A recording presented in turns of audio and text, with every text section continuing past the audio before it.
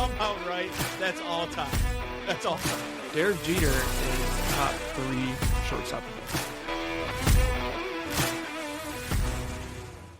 Good morning, good afternoon. This is Tanks and Tutties, presented by Tubbs and Franke. It was a good week for me. I had a good week. We'll get into why it was a good week. But let's just start out. Dynasty update as always. Locks and Longshots.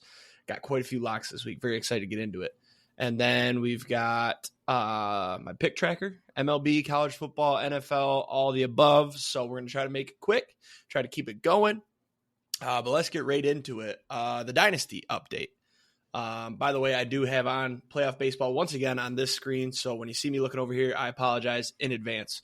However, Dynasty. I'm 11-1 at Minnesota. I'm number 2 in the nation heading into the conference championships. Just building an absolute empire up there in where even is the University of Minnesota? Is it in? I think it's in St. Paul. There you go. So just building a dynasty up in St. Paul. Having lots of fun right now. I love the team. Castellanos almost just robbed one. Ooh, and then he lost it on the transfer. Ooh. I'm sorry. I got to lock in. I don't care about this game. Yeah, I'm still probably leaving at the end of this year. I'm hoping we can play some tonight. I'd like to see where I'll be going. Yeah, just running through teams. I had a gauntlet of a schedule too. Wisconsin was ranked number 5, just beat them last night. Beat Ohio State. I don't remember who I lost to. Might have been LSU in Death Valley. They're always tough. But the main thing here is that I do well every season. I should have some good fucking offers at the end of the season. I'm really hoping. But why don't you talk about your team? Because you did something very impressive. Yeah, San Diego State was not what I hoped it would be. As always, weekly sirens. They know a lot about San Diego State. They're coming to put the fire out that is this team. We just turned around. We got on an absolute run. We started the season 1-6, not good. Turned around, finished the season 6-6. Ripped off 5 straight wins to finish the season. Offense looked good. Defense was playing better. Recruiting looks good. I think that next year, I did clinch a bowl game, so I do have one more game. Could finish 7-6. Job security is at 100% right now. I think next year, I'm fucking dying over here. But, I think next year I may finish probably 8-5. I think I might need one more year to truly get the full potential out of this team. Recruiting still needs like one more good year. Defense is losing a lot this year. So defense might be rough. I did get the number 1 defensive end recruit in the nation, I believe it was. I had no right getting this guy to come to my school, but if you throw him enough money, they'll end up there anyways. So, no, I do have a couple decent recruits coming in. My quarterback next year will be a sophomore. I believe he's currently a 75 overall freshman. So I'm hoping he's somewhere in like the 78 to 80 range as a sophomore. Ride him out for a couple of years. I think this team might be decent next year. Hopefully 8 wins. 8-4 would be really, really nice if I could build on that. So we'll see. But yeah, I'm excited for what this team can do. So yeah, I'm really hoping I get a nice offer. Just because my recruiting is not looking good. I've told you the last couple times we've played, my recruiting looks horrible. Mm-hmm. So really hoping to move on to elsewhere. I might just take anything I can get. So yeah. Before we go any further, I didn't put this in the notes, but we'll update on the giveaway that I mentioned last week. We did not gain any followers or any subscribers. Yeah. Views were up, but people were not subscribing. So a little disappointed in that. Get it together. Commented. That was Dennis. So thank you, Dennis. Thank you, Papa. Appreciate you, Pops, for the comment. But yeah, no giveaway this week, and I'm not going to run one this week. Maybe a couple more weeks down the road. Once we start building up these subscribers a little bit, there will be more. But for now, absolutely nothing. Locks and Longshots then. Locks, I'm at 35, 26, and 1. Last week had a midweek. Falcons minus 1.5 versus the Bucks that won in overtime. Vikings minus 2.5 versus the Jets was another winner in London. And then probably the worst pick of the year so far. Ravens Bengals under 50.5. Huge L there. I believe they scored 79, 80 points. Not good. Bills minus 1 versus the Texans. They sold. That pissed me off. Why is Buffalo throwing it 3 straight times on their goal line? We'll never find out. Youngwei Koo, what was it, 59-yarder for the win? Congratulations. Yes. But that pissed me off. So this week, I went absolutely insane. I've got MLB. Texans had a 59-yarder. Oh, that's right. Wrong. Kicker. Wrong ethnical kicker. Sure. So I went dummy on the locks this week. I just saw a lot that I loved.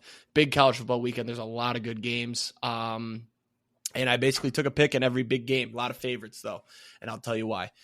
First up, though, MLB, Tigers Moneyline, Game 3 versus the Guardians. I'm not going to say anything. Minus 108 at home. Don't even know who's pitching. I'll get into it later. There's reasons I'm taking this. Obviously, it's the hometown team. We're not even really playing well necessarily. I mean, game 1, I'm not going to get into it because we're going to talk about it. But Tigers Moneyline, Penn State minus 5 at USC. I've seen enough from USC. They're fraudulent. They lost to Michigan and Minnesota now. I know Minnesota. They're not very good. They're only good because of me. Texas minus 14.5 versus Oklahoma. Texas off the bye. I believe Ewers is ready. I think they win this game by 20-21. It'll be a blowout. And then Oregon plus 3 versus Ohio State. I think Ohio State's frauds as well. It's in Oregon. They got to travel. Teams have not looked good going to Oregon just yet, and Oregon looks to be humming. They had a little bit of a scare, in quotes, last week versus MSU. So hopefully they come out firing and they just win that game outright. Ole Miss minus 3.5 at LSU. This is the only one I'm really worried about. Ole Miss has not lived up to the hype this year, I'd say, but I haven't seen anything out of LSU that makes me say, yeah, I'm going to take them plus 3.5. So roll with the favorite. And then over to the NFL, I got 2 picks here. Ravens minus 6.5 versus the Commanders. I think it went up to 7. Come on. I'm rolling. Sorry, I didn't know I had my sound on.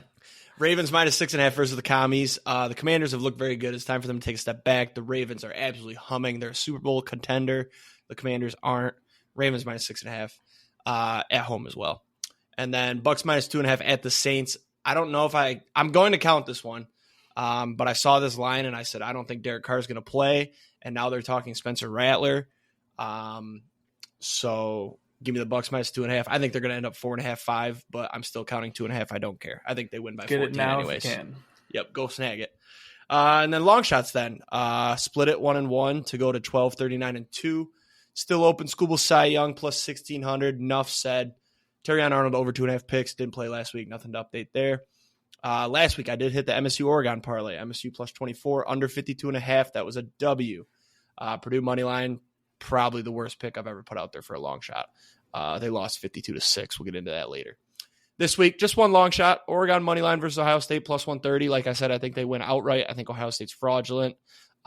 Who's their quarterback? Will Howard. Will Howard. There you go. I could only think Will Arnett. I'm like, that's an actor. I think Will Howard is fraudulent. I think he's Cal McCord 2.0. Give me Oregon here. Your locks and long shots. Go ahead.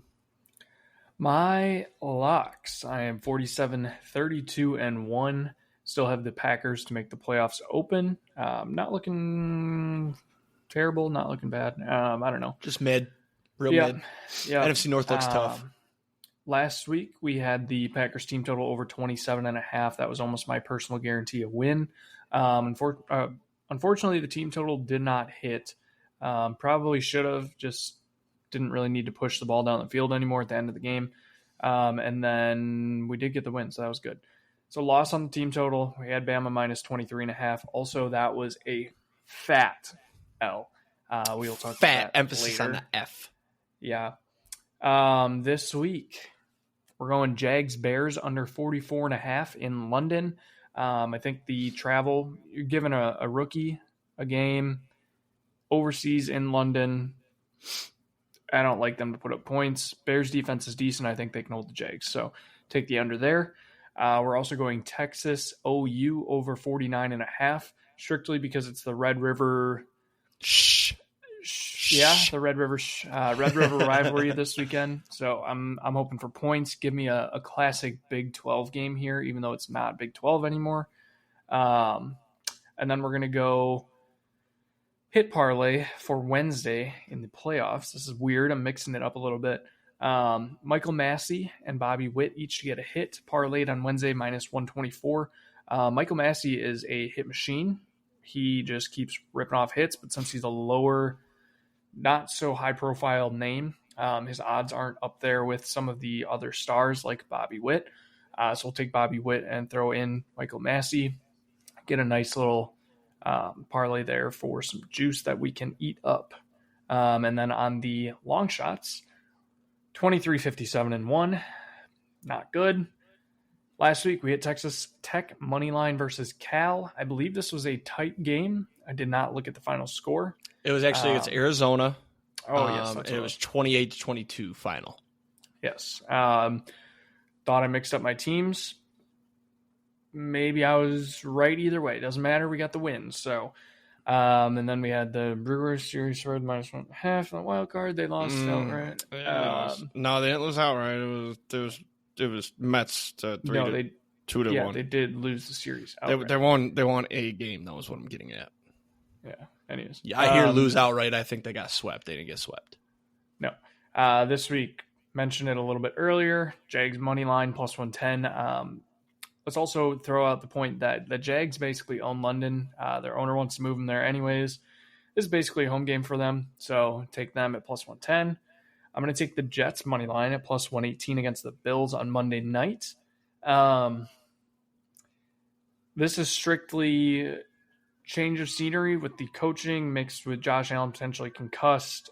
And yeah, I don't really know, but it feels like fluke shit. So I'll throw it out there. And then, God damn, these sirens just don't stop. That's 2 in 12 minutes. I'm very impressed.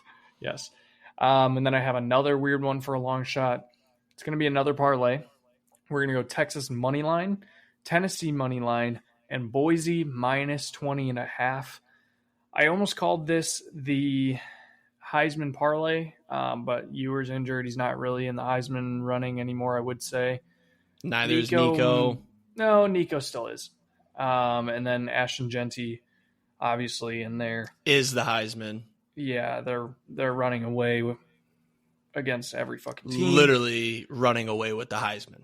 Yeah, and they play Hawaii, so that parlay is plus 150. Real quick point about him, because we're not going to talk about him when we talk college football. His average yards per game went down, even though he had 186 yards and 3 touchdowns, and he only played the first half. He's the human first down. If you haven't seen that. His average yards per carry is 10.3. That's just ridiculous. Yeah.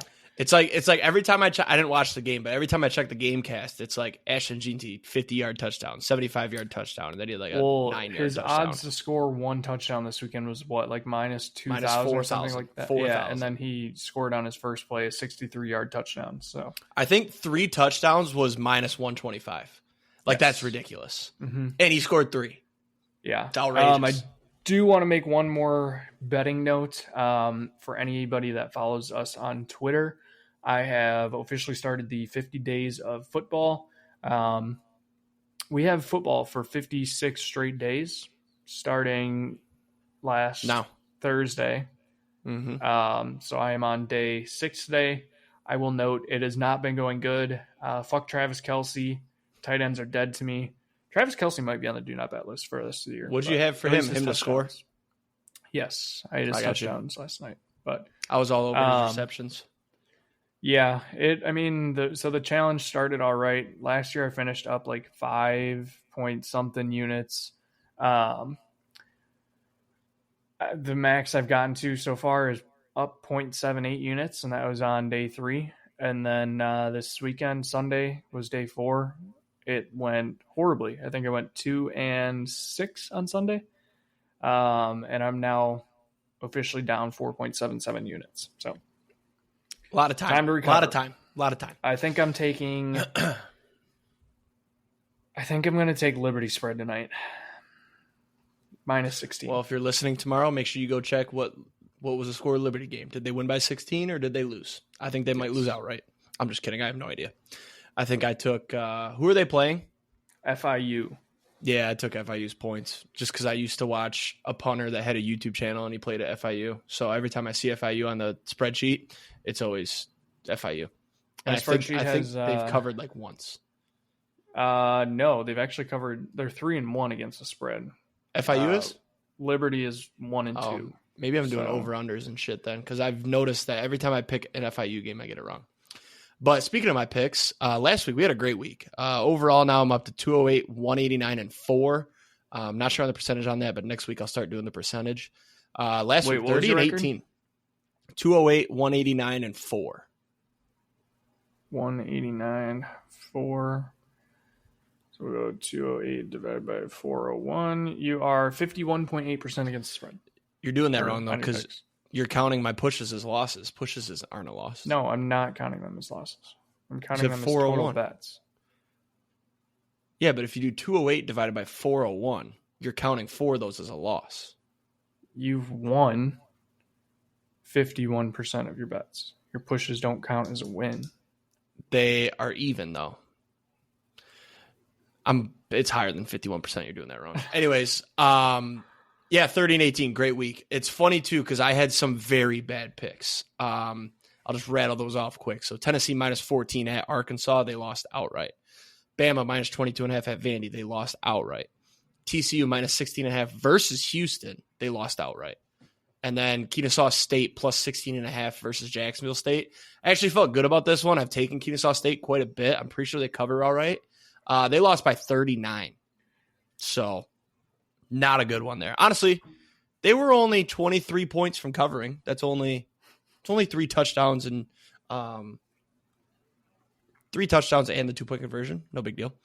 I did have one really good pick, though. A&M -2.5 versus Mizzou. They won by 31, blew them out. I knew Mizzou was fraudulent. I don't know how they're ranked so high. Same with Michigan. Like, how are we ranked so high? Also, another good pick was the Michigan over. I think they scored 44 total. The over-under was 41. I didn't want to pick a spread in that game because I was like, Michigan's a dog, so I'm not taking Michigan, but I can't take Washington because I'm betting against my team. So I was like, I'll just ride the over, and they hit the over. Same thing in the Minnesota game. I think I did the same thing. I took the over, and it hit. So yeah, that's the Tubbs pick tracker. What's your record on the spreadsheet? I had a tough week on mine. I went 37 and 39 down to an overall percentage of 53.38%. Means I got some work to do on the spreadsheet. Yeah, I mean, still profitable. So that's if I was betting everything, which I'm not. So is your spreadsheet picking something from every game? Or does it only pick things it likes? Okay. Yeah. So I was going to say, I think it's impossible to hit at above like 55 if you do every single game just because of fuck shit. Yeah, so, I would agree with that. If I can get to 55% at the end of the season, I'll be very impressed. But I honestly did this as a lesson, not really like at the start, but I've kind of like realized I'm like, this is a good lesson that the less you bet, the better chance you have to make money. You're not going to profit betting every single fucking thing you can. Yeah. So, if you look at long shots, don't do plus 1,500 parlays trying to make money because you won't. They're fun to hit every once in a while. But look at our long shots. We can't hit a goddamn long shot. We throw out plus 150s. So, like, I bet Oregon's going to lose because I took them as a long shot. I have a lot of games where the spreadsheet will take both a spread and a total. And then I have a lot of games where it won't pick anything. Touch on my worst and my best ones real quick. TCU Houston, I had TCU -16. They lost 30-19. Wisconsin Purdue, I had the under 44.5. Wisconsin covered that by themselves, 152-6, which I can't say that was that bad, but oh well. Wake Forest, NC State, Wake Forest +4. They won 34-30. UAB Tulane, I had Tulane -18. They won 71-20. I had that too. I had the over in that game. Bowling Green Akron, I had Bowling Green +16.5. They won outright 27-20. I think I had the under. I probably could have picked a lot more bad ones this week because I'm pretty sure I had Tennessee, I had Bama, I think I had Miami, and I had USC. Miami, we're not going to talk about it, but some bad ones. They keep winning on some fuck shit, some questionable calls. It's like they want them back in, and I don't like it. Mm-hmm. But MLB, then I'm going to start by saying that take the bias out of it with my team performing well. I think this has been one of the more entertaining postseasons of all time, just across the board. There's been some fantastic games. We'll get into all of them. The Dodgers-Padres rivalry that's brewing is amazing. Well, not even brewing, just continuing. We'll talk about it. But let's start with the Tigers. Very exciting. They beat the Stros. They swept them. Huge comeback in game 2. I was watching that game. We gave up the 2 runs on some bullshit. I don't know why Hinch put Jackson Jobe in there. And then Andy Ibanez, the oldest player on our postseason roster, hits a 3-run bases clearing double. Or no, was it a triple? I think it was a double. Just amazing. No, it was a triple. And then that was off of Hader, by the way, who makes more per year than our whole entire wild card roster did. That was funny. And then, it was nice to beat up on him for you. And then we dropped game 1 of the Guardians. We looked like the normal Tigers. We lost 7-0. But if you break that game down and you take out the 3-run bomb, we didn't perform that bad. So Scooble on the mound, game 2, I was like, all right, all we need is like a run or 2. He's going to shut him down. And that's what he did. He went 7 innings, got out of some good jams. Absolutely pumped up. There was a video of him coming off the mound after the 7th, and he just goes, shut the fuck up, just to basically all of the fans. Awesome. I saw somebody's tweet that summed it up perfect, is that he's got everything you need in your ace starting pitcher, and that is you got to be a little bit of a psychopath, and you got to have crazy amounts of skill. And he's got all of it. He's a huge psychopath. He hides it. Definitely have to be a psychopath. Yeah. Like you look at like Scherzer, psychopath. Who are the other great pitchers that are psychopaths right now? Flaherty. Any closer is Flaherty's not great, but that motherfucker told. What did he say to Machado? Well, shut the fuck up, motherfucker. Outside. Yeah. And I bet you he did go outside. He took that from Adamas, but yeah. So, anyways, back to game 2 of the Tigers Guards. Top of the 9th at 0-0, and vibes are low, to be honest. I'm like, Guardians are going to come up and pop a little bloop single to win it in the 9th, 1-0. And then Carey Bonds Carpenter hits a 3-run bomb, no doubter, off of Class A, who, 1, hasn't given up a homer to a slider in like years. 2, was definitely in the Cy Young conversation. And 3, just easily the best reliever in baseball. So the fact that we did it off of him, 110 miles an hour off the bat, that's 6 miles an hour faster than any other baseball that's been hit off of him this year.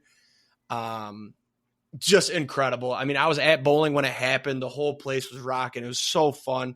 And I couldn't stop texting you guys just the thoughts that were running through my head about this is the best, like happiest I've been since January 8th, which was when Michigan won the championship. And it just, postseason is so much better when your team is playing, but this postseason has been incredible. We got game 3 coming up tomorrow as you're listening to this today, and I'm going there for game 3 of the ALDS. We're going to shut these Guards down. I'm so excited. Sid's sister got us some free tickets. Very, very, very excited. We're heading down there. We're going to leave at about 10:30, get down there, pregame a little bit, get to our seats, hang out. And hopefully it's an offensive performance because our offense has been stagnant. I mean, we got guys on base last night, but couldn't do anything with it until Carey Bonds came up and just fucking bam. The other thing I was doing is when I got home from bowling on TikTok, I had to watch the game sound. It was awesome. Then I watched the Dan Dickerson call, the Tigers home announcer on radio. That was awesome. Then I had to watch the Guardians home call. Props to the Guardians radio announcer. He was more unbiased than was it Bob Costas? Did you see that? Yes. That dude needs to be out the booth. So bad. Just super biased in the Yankees game if you guys missed it. But yeah, watch that. And then obviously people put the Moneyball music over it. That was great.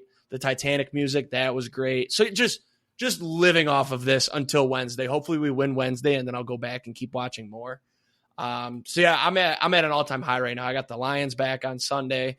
Vibes right now, I would say we got 2 games in Detroit. Let's say best case scenario is sweep, obviously, in Detroit. Worst case, you drop. Well, worst case, you get swept. But realistic worst case is you split. Then you go back to Cleveland on Saturday, I believe. Yeah, Saturday. But then you got Scooble game 5 on 6 days rest or 5 days rest. I like our chances. That dude's a psychopath. He definitely locked up the Cy Young, by the way. I don't want to mark it as a win until he actually has the trophy, because it'll be a reason to talk about him again. Just one more time, until he gets that big contract. So yeah, I'm at a high, and that's that. Fuck the Astros. I don't know a single person outside of Houston that was rooting for the Astros. Maybe a couple people with money on them, but yeah, fuck the Astros. And then your Brewers. We had a bad thing happen. Let's start with that before we get your thoughts. So I was wondering if this is going to get brought up or not. Game 2 of the wild card, the Tigers-Astros. You texted me in the top of the 9th while the Tigers were batting. You said, congrats on making the ALDS. And it didn't piss me off, but I was like, is he trying to do some fuck shit here? Like, did he bet on the Astros? I'm like, this is a very clear jinx. We still got to get through the 9th. So in my mind right there, I was like, okay, if the Brewers win, because I believe the Tigers played before the Brewers that day. So I said, if the Brewers win game 2, and in game 3, if we're in a similar scenario, I'm going to get them back. So then we get to game 3. Brewers are up. They're batting in the bottom of the 8th, and they're up 2. So I'm like, okay, 2-run lead. I'm like, I'm going to do it. So I said, hey, congrats. I said, can't wait to see Dodgers Brewers in the NLCS. And then what happens? Pete Alonso hits a 3-run bomb, and the Brewers lose and get eliminated. And our podcast, our friendship, was in turmoil. Luckily, you were very good about it. You were a little pissed. I don't know how pissed you actually were, but you held it in. I let you cool off for a couple days. I didn't send any memes your way. There was a lot of very funny ones I sent to Javi. But your thoughts on it? On the attempted jinx or on the series? To be honest with you, I didn't want a jinx. I wanted the Brewers to keep going because it's good for the podcast. It's good to talk, and we can have fun on the podcast. Now I feel like it almost feels like I'm bragging, and I don't like that because your team's eliminated. But there was nothing in my being that was like, man, I really hope Alonso hits this bomb. Like, my heart sank when he starts laughing. That's when my heart sank. Yeah. Where to start? I'll start with saying that in the moment, I was upset. But I don't think it was as much with you. Because in the moment, I'm going to admit something that I don't want to admit. When I was watching the game and Pete Alonso came up, we had 2 guys on. I was like, I got very scared, and I was like, shit, we might lose the lead here. Oh no. Like the scenario set up perfectly. A guy who is colder than cold, has not hit a home run ever. Like, not Mets fans have been shit talking him. Hasn't hit a home run in a long time. Yep, the Mets fans have been shitting on him, telling him to get the fuck out. Devin Williams has been great. The Brewers are up and about to win their first playoff series in I don't know how many fucking years. Just all the odds stacked against the Mets. And as soon as it happened, like, I think he hit it, and I saw his reaction, and I instantly just went, oh shit, I hit my mic. I instantly just went hands on top of the head, and then I waited for it to clear the fence and just went head down, jersey over the head, and just sat there for a couple seconds. So that was my confession. But I was definitely upset at first because I said that you could do it, but I asked you to wait until the 9th inning. And granted, you said it in the bottom of the 8th, which that's why I did it. Changed anything? Because the only way was for some fuck shit in the top of the 9th. Because if I said it in the 9th while they're batting, that's even worse if you ask me. Yeah. Then you really jinxed it. The loss itself definitely hurt a lot, but I don't know, like, if it hangs on for as long now that, like, we've had this happen for the last how many years. Yeah. And for anybody to say that Brewers fans have zero suffering, that's bullshit, first off. It's the tale of, is it worth it to make the playoffs every year if you know you're going to early bounce? Yeah. Because what, the last series you won was the Rockies in what, like 2007? No, 2018. No, I thought 2018 you lost in the DS to the Dodgers. No, that was the NLCS.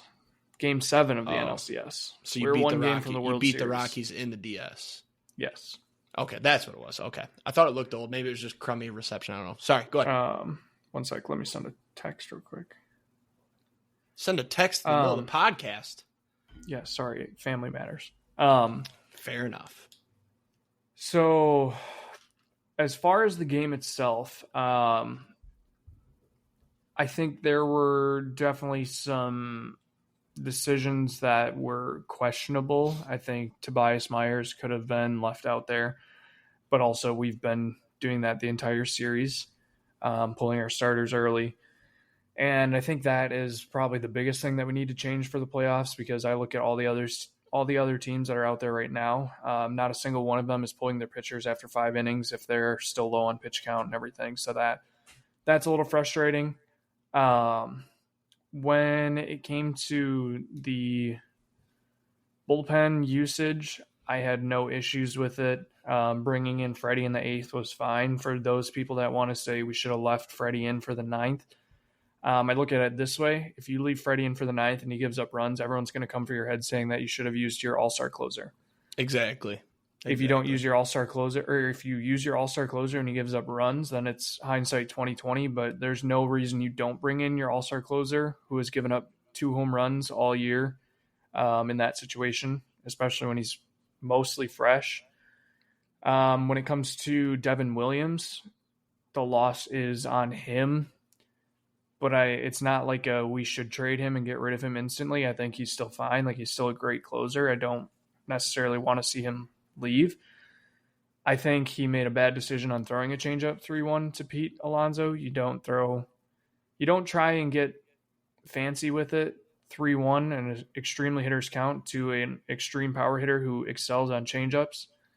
And I think maybe if Wilson Contreras was catching, we might walk him and get Iglesias up with a bases loaded, force out anywhere. Iglesias had been killing you guys, though. But I would rather get beat on a gapper double than a 3-1 home run. Yeah. Like, I would rather them have to work for it. Yeah. And the home run just wasn't that. So, I don't know. I was more excited than I've ever been when Jake Bauers and Sal Frelick went back-to-back. That was awesome. Fucking awesome. I was insanely excited. And Paige was busy studying and wasn't watching the game with me, so I was like all loud and stuff, and then she was like, what are those cheers for? And I was like, we just went up 2-0. Mm-hmm. And then she came in the room in the 8th inning, I think. No. So she might be the jinx. I watched the whole game. So this was not on me. She did already mention that. I don't feel bad anymore. And she said, how are they doing? How are you feeling? And I said, I'm very excited right now. Mm-hmm. And I talked all the night before about how we were a different team after we got that win. It was a different team. We're going to break this curse that we've had going on. Nope. Back to the same old, same old. So, hey, come back next year stronger. Remember at the beginning of the year, everybody thought they were going to miss the playoffs because they were bad. Dude, next year, I'm actually very excited for next year. We get Brandon Woodruff back. Robert Gosser's going to come back eventually. So our rotation is going to be Woodruff, Freddie, probably Colin Ray, which that's fine. He's been okay. Jacob Mizorowski, most likely coming up. Oh, I have the hiccups. Most likely coming up from the minors. And then Tobias Myers as the 5th. We could go out and sign one more if we really want to. Don't have to. Willie Dom is probably gone, but shortstop's going to be filled by Joey Ortiz, and then we have Brock Wilkin and Tyler Black too. We have a lot of prospects that are ready to go, and all these rookies are going to get another year, so they're going to be so good. Jackson Chourio is fucking awesome. He might be in the MVP candidate next year. So I'm very excited. I wish I wasn't talking off season and next season already, but that's baseball. So. Yep. The other wild card series were mid, I'd say. Padres swept the Braves. Kind of everybody saw that coming. And then the Royals-Orioles, in my opinion, was the most boring series. The Orioles scored 1 run in both games at home. They're also very cursed, but they're cursed. So yeah, now we got Royals-Yankees, Tigers-Guardians, and then over in the NL, you've got Dodgers-Padres, and Mets and Phillies. Every series was tied up 1-1 going into game 3. So it'll be interesting to see what happens. We'll update the NLDS next week. And then, we'll just keep updating from there until the Tigers win the fucking World Series. So I will say there's 2, maybe 3 really bad World Series matchup scenarios right now. And I think for me, it would Let me guess the worst. Okay. So are we saying worst based off your fandom or worst based off of ratings / the teams playing in it? There's multiple different scenarios. Okay. So I'm going to say one of them. Don't tell me if I'm wrong or correct until I'm done. I'm going to say one of them is Mets and Tigers, and then I'm going to say the other is Mets and Yankees. No, because that would be good because it's a Subway Series. Mets and Yankees would be cool. Nope. Subway Series. Nope, fuck that. I would say Tigers and Mets is probably my worst case scenario at this point. That's just fair. To see they both seem like fucking teams of destiny right now, which is really pissing me off. However, the Mets payroll is not the payroll of a team of destiny. Let me tell you. No, but the way that they're winning games makes them seem like a team of destiny. So if I get Tigers Mets, that's going to be extremely frustrating because I will not cheer for the Mets. And I can't cheer for the Tigers to win. I can't cheer for the Tigers to win a World Series before the Brewers. Okay, fair enough. Mets Yankees is just quite possibly 2 of the worst fan bases I've ever encountered. And then Dodgers Yankees would also be Dodgers Yankees, atrocious. And I predicted it at the beginning of the year. So I've got right now. I've got my postseason picks are out there. I think I had the Yankees honestly, over the Dodgers. So I think most fun would be probably Phillies Padres Royals. Ooh, Padres Royals or Phillies Royals. I like the Phillies. Also, Padres Yankees would be fun just for the Juan Soto storyline. Yep, that would be good. And Michael King. Yeah, that's part of the Soto storyline, though. All right, let's fly through college football. We already kind of mentioned a lot of upsets this week. We won't talk too much on everything. We'll just start with Michigan. They lost to Washington on the road. Tuttle came into this game shockingly. It was like announced before the game that he might play, and he looked really good his first 3 drives. He drove us down for a touchdown and a field goal before half, scored a touchdown coming out of half. They were up 17-14, and then it all broke down. Defense looked like shit the whole game. Wink Martindale is a terrible coordinator. I've mentioned it before. I'm not going to spend too much time here. I see Michigan fans on Twitter that are like, oh, we can still win out, blah, blah, blah. And it's like, no, we can't, dude. Like, I get Tuttle, he showed flashes, but he's the type of quarterback that gets you to a bowl game that's not 6-6 bowl game. Like, I think we go like 8-4. Like, we're not a good team. It's time to give it up. We beat USC, and that's not a big win anymore because they look like shit against Minnesota. They also didn't look good against Wisconsin. Like, Michigan's still somehow ranked at 24th. I don't know how. It's ridiculous. The Big Ten's very good, too. You got Nebraska. Indiana's good. Rutgers is good. Wisconsin's still fine. Like, it's going to be bad. Penn State, Ohio State, Oregon. I forgot to mention all those teams. Like, it's not good. So, not going to hear a lot from me about Michigan unless something funny happens. Trying to make sure I don't forget anything. It's not a good look for the whole Connor Stallion storyline, but we can still go back on the fact that he wasn't in 90% of our games last year, and we still won out. So this is just showing how crucial J.J. McCarthy was, even though he didn't throw the ball. It's like, yeah, we ran it a lot last year, but now this year we can only run, and now we're losing games. Yeah, wasn't a fan of that game. Kind of pissed me off. And then Wisconsin. Your Wisconsin They blew out Purdue 52-6. I don't think Purdue's very good, but to blow them out like that's impressive. They were only 12-point favorites. Yeah, addition by subtraction this week. If you didn't see, Chaz Malusi is... Oh, one sec. It says I'm having unstable connection. He's unstable. Yeah, I mean, after last week's baseball, yeah, I am. But no, Chaz Malusi apparently stepped away to heal from injuries. I think after last year's knee injury, he never fully healed. It was a very gruesome injury, not quite to the level of Nick Chubb, but very similar. So I think he's just trying to finally get healthy. But that's fine because I really like Tawi Walker. And good name. Yeah, he played great this week. We finally air raid is back. It seems like every other week I'm flipping back and forth, but no, air raid is back. Braden Locke looked like the guy this week. Threw for 300 and I think it was I'm pulling it up right now. 359 yards, 3 touchdowns, 20 for 31, fairly efficient. We finally have a receiver that stepped up to Tretch Kekahuna. Dope name. Another great name. 6 for 134 and 2 touchdowns this week. So it's very good stats. He might be the guy. I'm kind of getting excited again, even though it was Purdue, but I don't know. Does Wisconsin have Nebraska on the schedule? Let's look. Also, is Wisconsin ranked after that win or no? No, we're 3-2. Oh, I think you should rank them because you lost to what? USC and Oregon? We didn't play Oregon yet. Bama. I forgot about Bama. You still got Penn State, Oregon. And that's it, though, actually. Iowa, Nebraska Rutgers this week in Rutgers. Yep. Let's get through these upsets here. We've already kind of mentioned some of the big ones. Vandy over Bama, 40-35. It just felt like every time they needed a big play, they got it.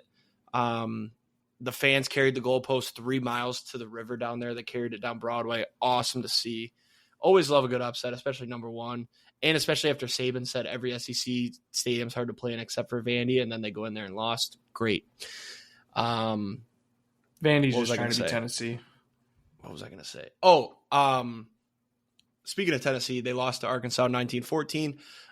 Didn't watch a lick of this game, so I can't say anything. Apparently you think it's because they lost a bunch of starters, but yes, it was Tennessee because they lost a bunch of starters. They might just be back to kind of that middle-tier SEC that can't beat the other middle-tier SEC teams. I don't know. No. I think they might have jumped the gun ranking them 4. Maybe a personal opinion. We'll see. No.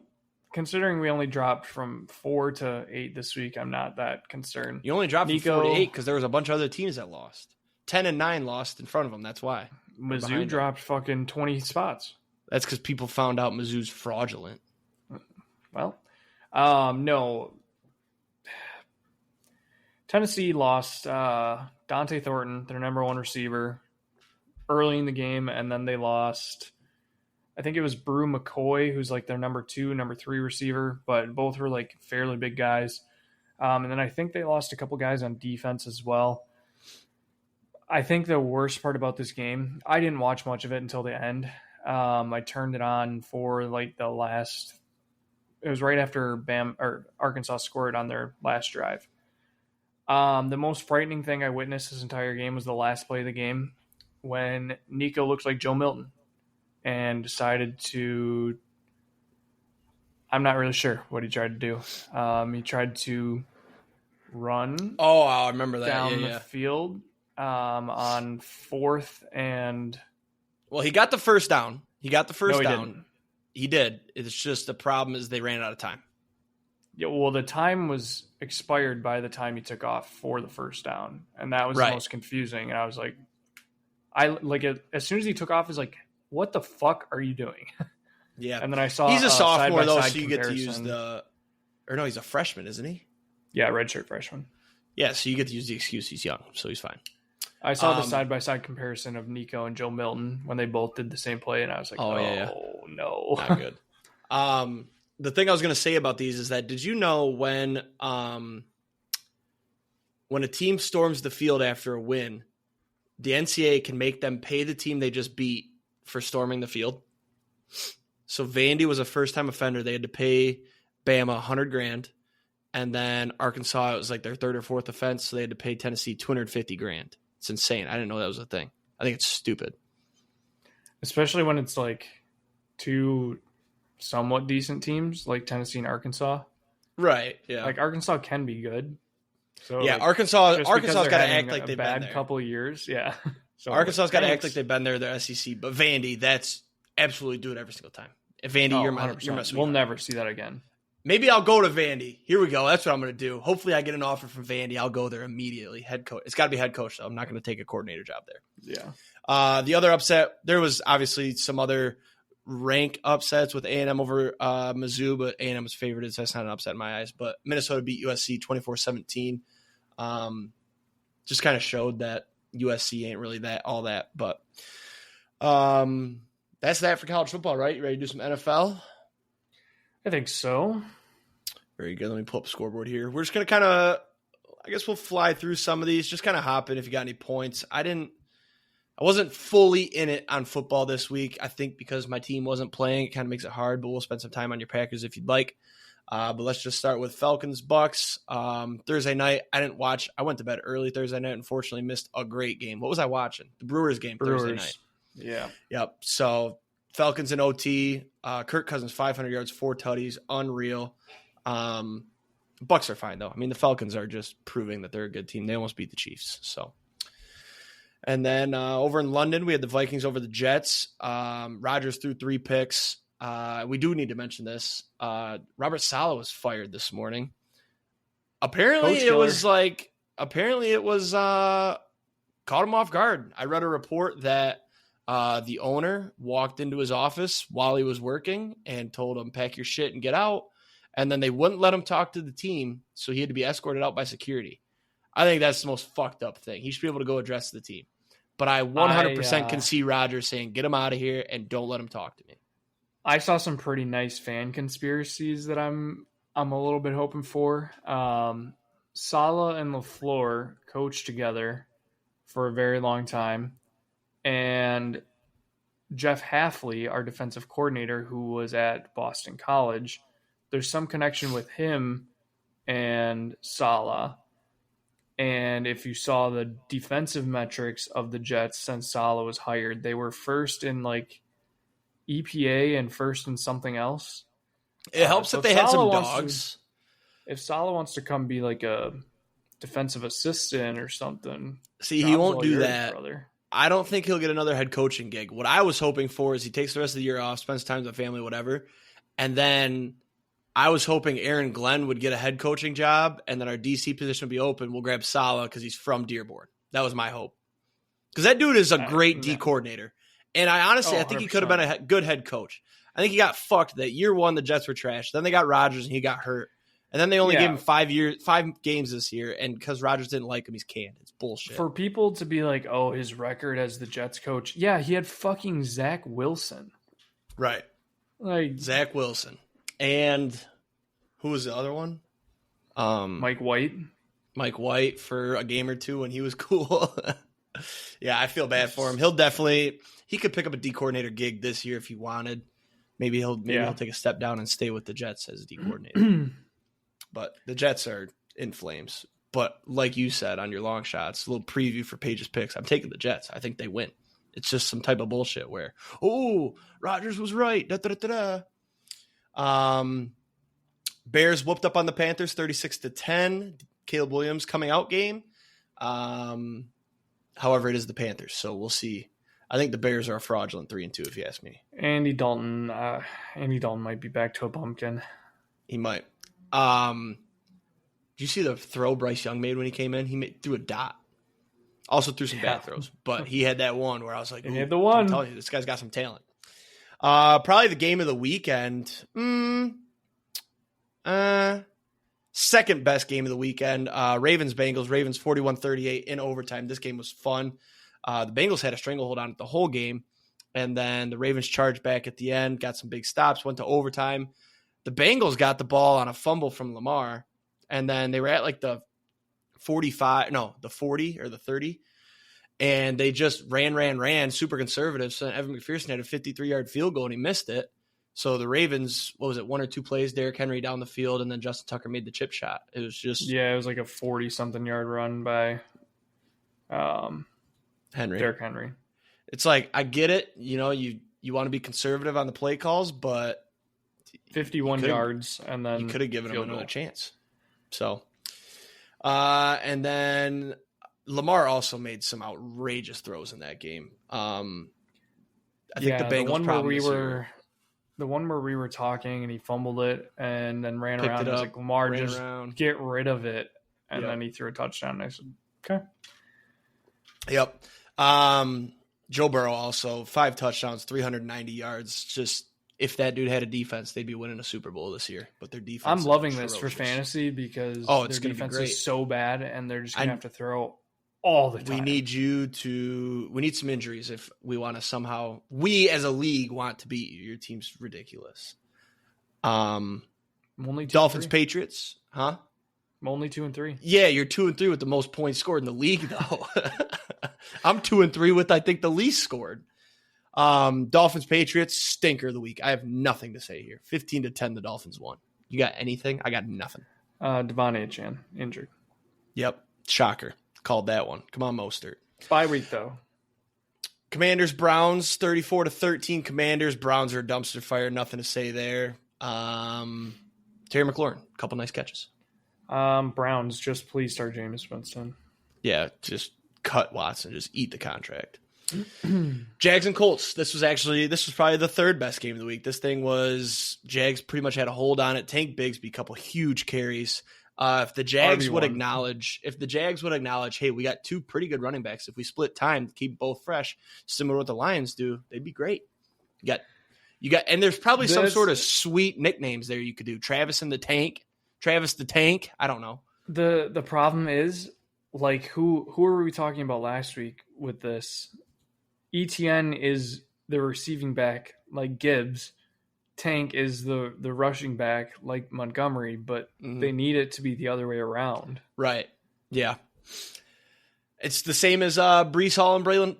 That's what it was. Yeah. Braylon. What the fuck is his name? Braylon Allen. There you go. It's the same thing there. Yeah. Texans Bills. This game was also good. There was a lot of good games. The Bills, though, I mentioned it earlier. What were they doing? They had the ball at their own 2 or 3 or 5. And they threw it 3 straight times, punted. Texans got a decent return, and then Fairbairn kicks a 59-yarder for the win. Just absolutely nasty kick, too. Horrible play calls. Yeah, I missed the kick. I think I was getting laundry. But you said it went left, and it looked like it was left, and it hooked back right? Hooked all the way back, yep. Maybe that's what you got to do to get some power behind it. You got to throw a little curve on it, to play a little baby fade. They say that rolls out the most. Maybe. And then the 4 o'clock slate was a little bit let down. Raiders, Broncos. Broncos won. The Raiders dumpster fire until they get rid of Adams. I saw they want to get rid of him sooner rather than later, but they're trying not to eat any of his contract. I think we might see him going to the Jets this week or the Ravens. Did you see, though, he said he doesn't want to go to a cold team, but he did say that the Jets would be an exception. But he said he wants to stay warm. So that's why I don't know why people are saying the Ravens. I know they could use them, and they like to get those guys, but everybody's talking about the Steelers, the Ravens, the Jets. Yeah, all of them are cold. Where is he going to go? I think he's likely to go to maybe what I saw was fake. I don't know. I don't really fact check too much on Twitter anymore, but I see the Jets happening fast, especially they definitely fired Saleh because what's his face didn't like him. Yeah. Dolphins won't get him. They don't need him. They have OBJ. They already got a veteran. What about the Cardinals? That would be fun. Cardinals would be cool. Speaking of the Cardinals 24, 49ers 23. Yeah, congrats on reading a score. I've read a lot. Yeah, so. I've read a lot of them. Hop off. Say the Bills Texans, but yeah, my take on Brock Purdy is just the most perfect take of all time. This guy is out there and he's drooling on himself without his 5 all-pro receivers / running backs. He did have most of them. He had Ayuk and Debo, but I think Debo's banged up. He looks slow. Kittle's good, but yeah, not a good game for Brock Purdy. I mean, 19 for 35, 244 and a touchdown. I will say they would have won this game if Moody didn't get hurt. Yes. Moody was out. They didn't have a kicker, so they had a couple chances to kick some 40-yarders, but they had to go for it. The one most specific one, it was on the they were on the 40, so it would have been like a 55-yarder, I think. It was 4th and 22, and they went for it. I think they were up, and they went for it and didn't get it because it's 4th and 22. And then Cardinals drove down, kicked a field goal, I believe. So, but the 49ers would have won this game if Moody played. What do you even do in that situation? Yeah. Their emergency kicker was the punter, and then Juszczyk was holding. He actually held for an extra point. It was kind of funny. Or was it a field goal? It might have been a short field goal. But that's that game. Yeah, Purdy without McCaffrey is like basically putting me out there. I think I could complete 19 passes to Debo, Ayuk, and Kittle. Jordan Mason's still good too, actually. I don't know. Key fumble, though. He does like to fumble.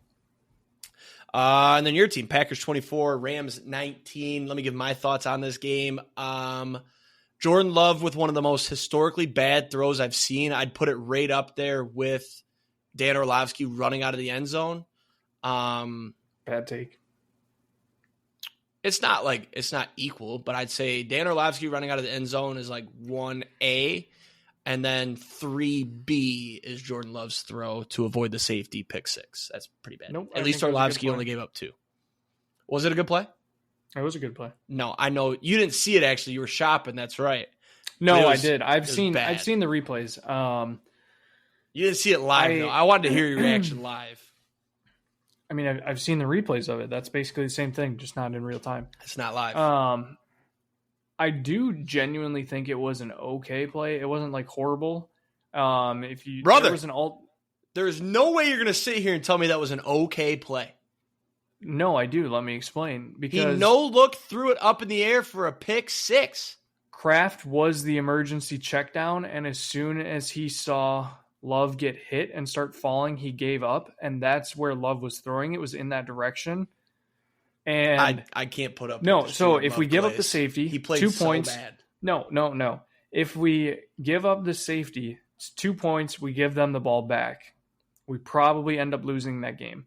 Pick 6, yes, we give up 6, but we get the ball back, and we ended up going back and scoring anyways. You kicked a field goal. So it's a 3-point swing. No, it's not. You could have given up a safety, gotten a stop.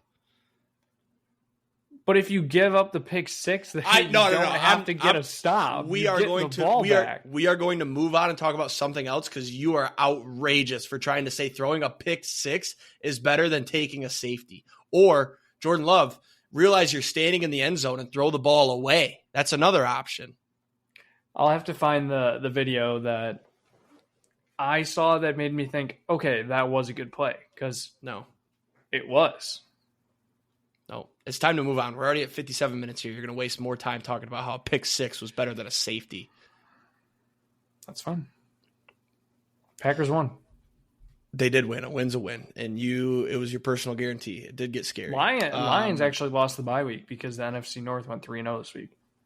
That is true. Jordan Love, by the way, stat line, just because I'm a big hater, 15 of 26, 224, 2 tutties, and an interception. He would have had way less yards if Tucker Kraft wasn't awesome. So, Giants, Seahawks, Giants 29, Seahawks 20. Giants maybe okay, slept on, or Seahawks ass? I think Seahawks are ass. I think the Not Seahawks. ass. I think they're injured. This goes back to, I don't know if I brought it up on the podcast last week. I've been telling a lot of people. Teams after they play the Lions are 0-4, the last 4 teams. That includes losses to the Cardinals, lost to the Commanders when the Commanders were still the Commanders. Now they're good, but the Rams lost to the Bears, and now the Seahawks lost to the Giants. Who'd the Bucs lose to? The Bucs lost to the Broncos. Yes. So it's just it supports the point that the Lions beat the shit out of you, and then you're slowed the next week. I mean, the Seahawks were at home and they lost 29-20. They had a chance to win it too. They had a field goal get blocked, but I'm not ready to say the Seahawks are ass. I'm just ready to say they need a break because the Lions beat the shit out of them. I'm so excited for the Lions Cowboys this weekend. Cowboys at the Steelers. Cowboys 20, Steelers 17. Sunday night, this game was delayed for 2 hours. I didn't watch a lick of it. It didn't kick off till 9:45.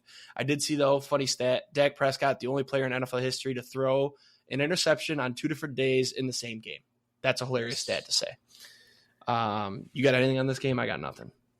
I watched it, and I have a feeling that the Steelers might switch it up and go Russ soon. Justy didn't look that great. What was his stat line? Yeah, 15 and 27, 131 and 2 tutties. He had some rushing yards though, no? No, 6 27. Really. So I don't know. I don't know if like personal opinion, I think Russ is like really hurt and he's hiding it. I think he's dressing with no opportunity to ever come into that game. I don't know.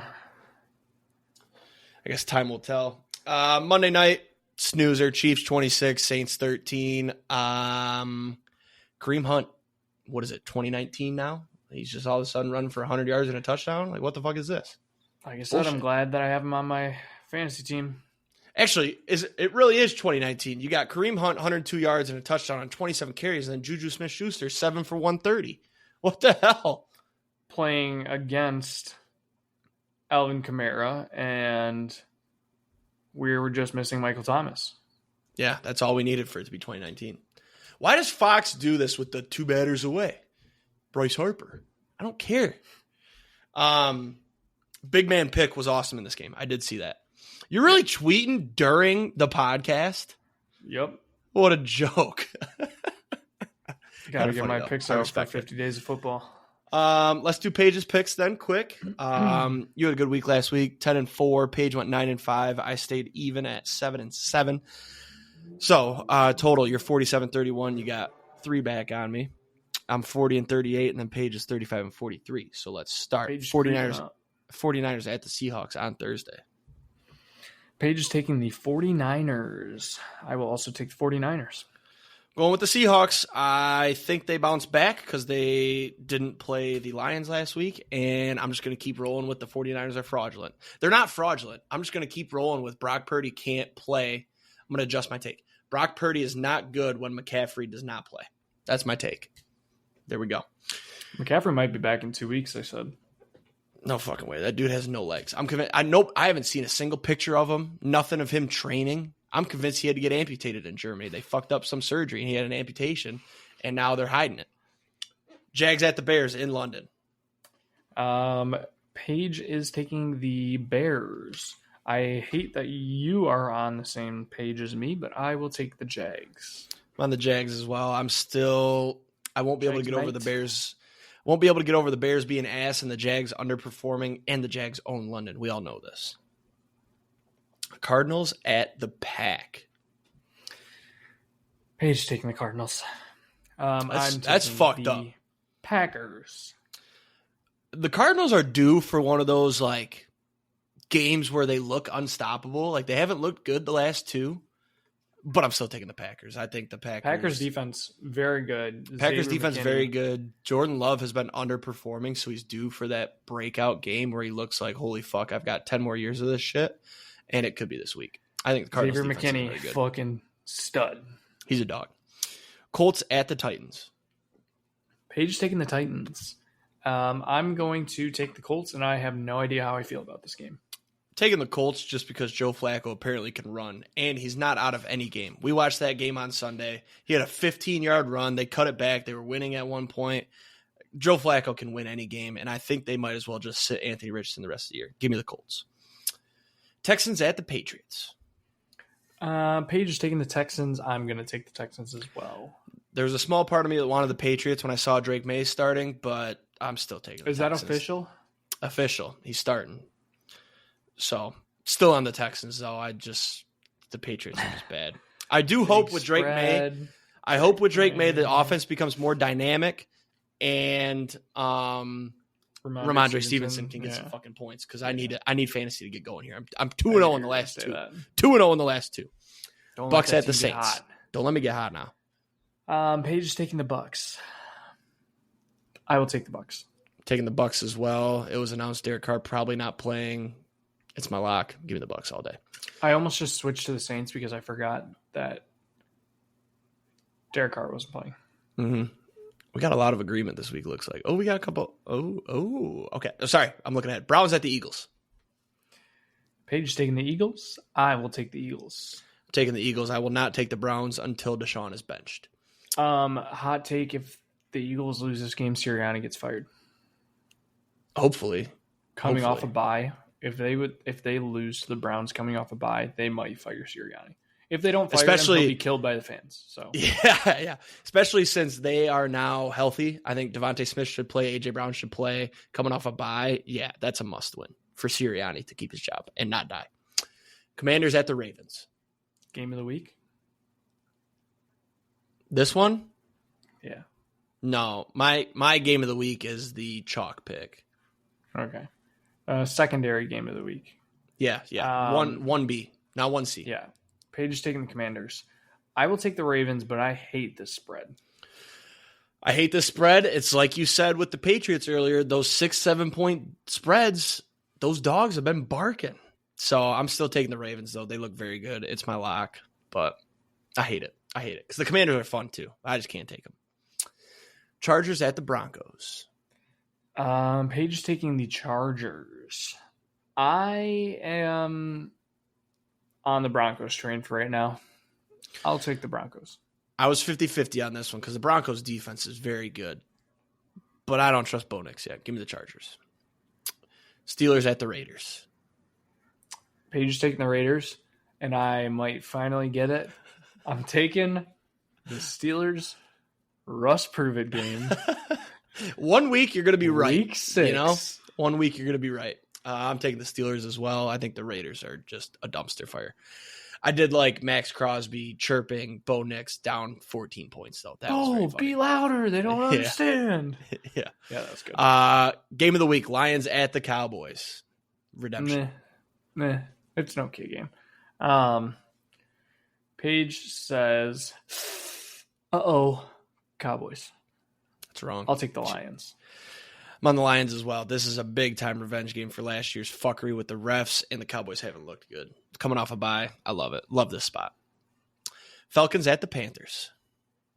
Paige is taking the Falcons. I will also take the Falcons. Once Bryce Young is announced starting again, I'm taking the Panthers as a revenge game, but he's not. Give me the Falcons. Bengals at the... Hopefully that doesn't line up with when they play the Lions. I believe they do play the Lions again this year. Bengals at the Giants, Sunday night. Paige is taking the Giants. Frisky pick. I will take the Bengals. She's got a lot of those picks this week of like, what is she thinking? It's either going to be great for her or bad. But I'm taking the Bengals as well. Give me some chalk. And then Bills at the Jets Monday night.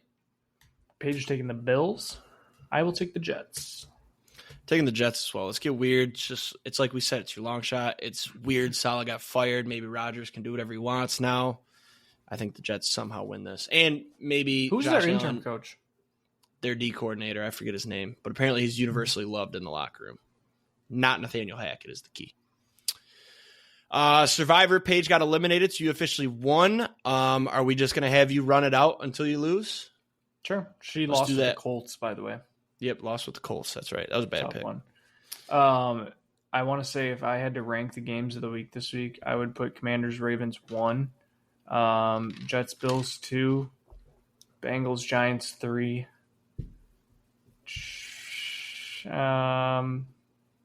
Packers Cardinals 4. I can't. Are you trying to piss me off right now? There's no way Texans, you don't think Patriots Lions Cowboys 5 with Drake May, and then probably Lions Cowboys 6. Let's wrap up this episode because I'm done with you. You know that's going to be a great game. Any game the Lions play in is automatically top 3 games of the week. I think the Cowboys are too banged up, and if their defense isn't healthy, then it's going to be a blowout. Will you just give your Survivor pick so we can wrap this up? Oh, I'm taking the Texans. Very good. That's our episode. Sorry, I got a text. Shouldn't have answered it. I just gave you shit for that. Go fucking Tigers. Everybody watch that game on Wednesday. Comerica's going to be rocking. I'm not going to have a voice on Thursday. Maybe I'll take a couple videos in stadium. I doubt it. I'm probably going to. I'm worried about tomorrow's game. I'm not. There's not an ounce of worry in my body. I think we put up maybe 9 runs. You know what? Score prediction. Write it down. I'm going to say Tigers. Say Tigers 7, Guardians 3. That's what I'm going to say. High score. Guarantee? Take the over. No. Personal guarantee that they do win, though. I think I did guarantee a win. That was what I meant. A win, not that score. Personal guarantee a series win. No. Nope. I won't do that. If it gets I can't do that. I can't do that. You guys are fine. I'll do it for you. If the Tigers win Game 3, I personally guarantee we will win the series. We're not losing 2 back-to-back with Scooble in Game 5. I guarantee it. Because who are they going to pitch? Matthew Boyd? We're going to hit him this time. There you go. Personally guarantee. Wednesday. Fuck, you're going to put this on TikTok. Here, I'll give you a nice clip. Personally guarantee if the Tigers win Wednesday, Game 3, they will win the series because Scooble will be there Game 5 if we somehow lost Game 4. Tigers in the ALCS. Give me the Royals. I want an AL Central ALCS.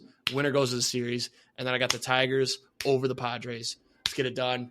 We'll see you guys next week. Have a great weekend. Let's do some tanks, some tutties. See ya. Peace.